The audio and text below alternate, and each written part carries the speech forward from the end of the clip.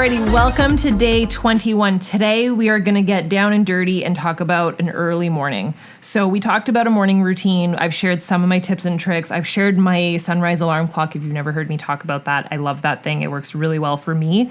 Wakes me up gradually. I then go turn off my alarm on my phone at the other end of the room. That's the other tip I'd give you, is alarm at the other end of the room and phone at the other end of the room, because that'll impact your sleep also. I don't have any like electronics, iPad, nothing. Like, it's not like I watch TV before bed. We actually don't have a TV in our bedroom at all, which, I mean, to some people they love it, but it could be impacting your sleep. I also take I don't talk about this enough. I take a sleep supplement. I have taken CBD. There's nothing wrong with it. I love it. I think Andre takes a form of CBD. Yeah, I think he does. I take these like melatonin. It's like the right dosage though of melatonin. Every time I say that, I'm like, trust me, I've taken melatonin before and you're like dead to the world the next day. It's not like that. And there's a mix of lemon balm and like all this different stuff in it. And it just works really well for me. I take 3 of those at night. It's called Last Thing. It's really freaking good. So those are just a couple of things that I do to set myself up for success for an early morning. But I want to share like strategically, how do you become a morning person? And this coming from like the girl that was a night owl. I would stay up when I first started my coaching business, and there's nothing wrong with this either, by the way. I just think that, I mean, there's nothing wrong with it, but I know that I am a happier, more productive person with my morning routine than I was with my nighttime routine, because I'm sorry, waking up at like 11 or noon because you stayed up so late the night before, and you're awake only in darkness, it affects you. So just having done both and being able to do both, I love staying up all night and working on something. And it's for the same reasons, by the way. I love being up when no one else is awake because there's no distractions. Your phone's not going off. There's nothing to check on social media. There's nothing to do. So you have a really good focus time. And so I found that same love in the morning. So I flipped it.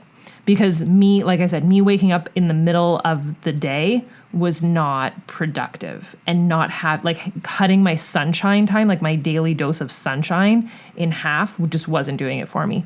So it took, I'll tell you this, an insane amount of habit tracking. We talked about that.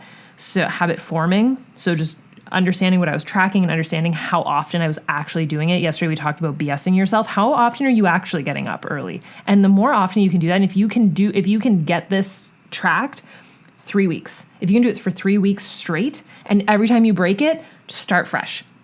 3 weeks straight, you'll have formed a habit. It's going to take an insane amount of consistency, habit tracking, and grit. Grit is one of my favorite words. It's like the nitty gritty, you just gotta do it.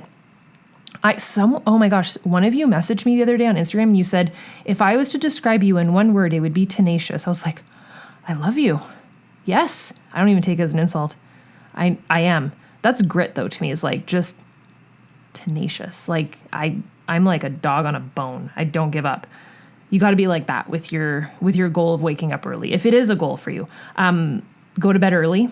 But not just bed early, like actually in bed, chill, phone is gone. So I've shared this before. I'm actually in bed by 9 p.m. That's always the goal. And set a goal for yourself. When do you want to be in the bed, phone away? So I always have a bath before, because that just lowers my body temperature. Heightens my body. Lowers my heart rate, heightens my body. Like, it warms me up. Just chill. You can have a cup of tea or whatever. I usually take my last thing before I get in the bath. I have some water. I make sure I go to the washroom so I don't have to pee in the middle of the night. And then brush my teeth, in bed with a book by 9. Alarms are set.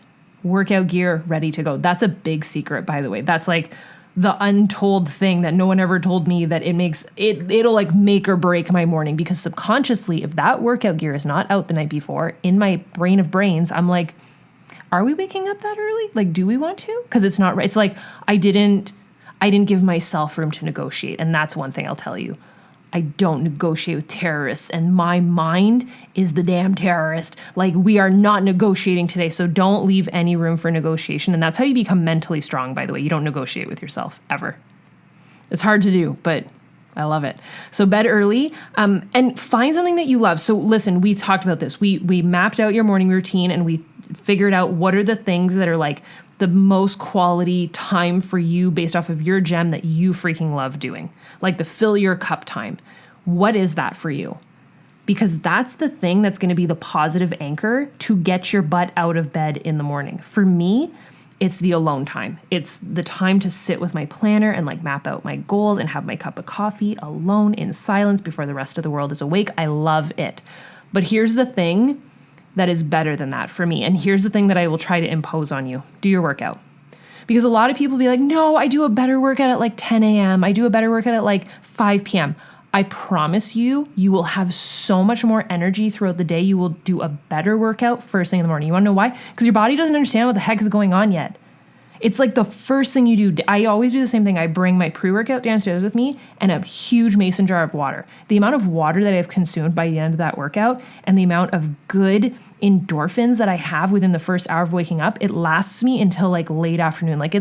It's 4 p.m. right now. If I would have woken up at like 9:30, I don't know, between 8 and 9:30, which is like the average, I guess, for people, maybe a little bit earlier, I don't know.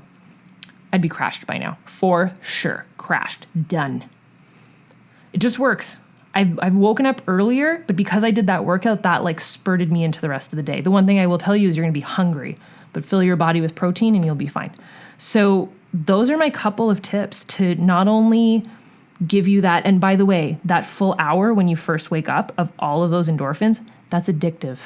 You will learn to love that feeling and be like, damn, I feel good. By like 7, you'll be like, I have accomplished more than most people will all day. This feels freaking awesome.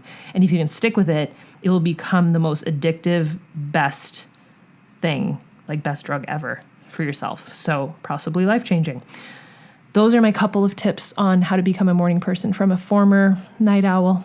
I hope that this was helpful for you guys, and I love the real talk. All right, I will see you guys tomorrow for day 22. Bye, guys. Let's go.